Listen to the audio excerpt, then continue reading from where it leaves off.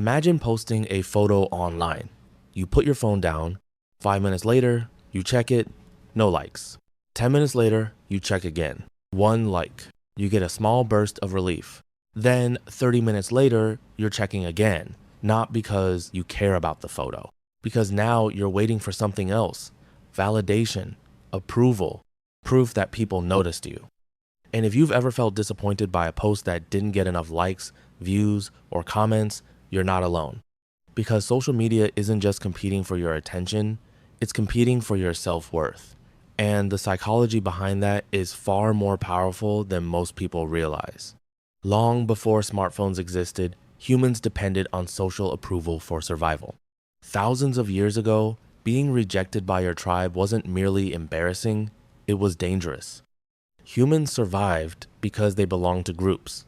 Groups provided food, protection, support, a place in society. Being excluded could literally mean death.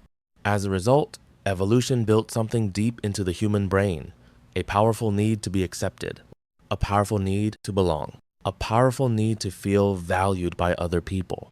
Fast forward to today, the danger is gone, but the psychological wiring remains. Your brain still treats social approval as something important. The difference is that social media has transformed that ancient survival system into something available 24 hours a day. Now, instead of wondering whether your tribe accepts you, you wonder whether strangers liked your post. Instead of reading facial expressions, you read notifications. Instead of gathering around a campfire, you gather around algorithms, and your brain responds to it all as if it truly matters. Because to your psychology, it does. Here's the strange thing. Nobody says, I only need one more like and I'll be satisfied forever. It never works that way. Because validation is one of the few rewards that loses its power the moment you receive it. Think about it. You post something and get 20 likes. It feels good for a moment. The next post gets 50. Now 20 no longer feels impressive. Then 100 becomes normal. Then 200. Then 1,000. The target keeps moving. Psychologists call this hedonic adaptation. Humans quickly become accustomed to positive experiences. What once felt exciting becomes ordinary. The brain constantly adjusts its expectations.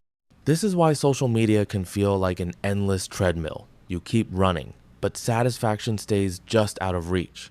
The more approval you receive, the more approval you begin to expect. And eventually, you're no longer chasing happiness. You're chasing the feeling of not falling behind. Now, let's talk about dopamine. Most people think dopamine is the chemical of pleasure, but that's only part of the story. Dopamine is actually more connected to anticipation. It drives wanting, seeking, checking, expecting, and social media platforms are incredibly good at activating it. Think about notifications. You never know exactly when they'll arrive. You never know how many likes you'll get. You never know who will comment. That uncertainty is important because the brain becomes most engaged when rewards are unpredictable. It's the same psychological principle behind slot machines. Sometimes you win, sometimes you don't. The uncertainty keeps you pulling the lever. Social media works in a similar way. Every refresh might bring approval. Every notification might contain validation. Every post might become popular. Your brain starts anticipating the reward, and anticipation itself becomes addictive. That's why many people unlock their phones without even realizing they're doing it.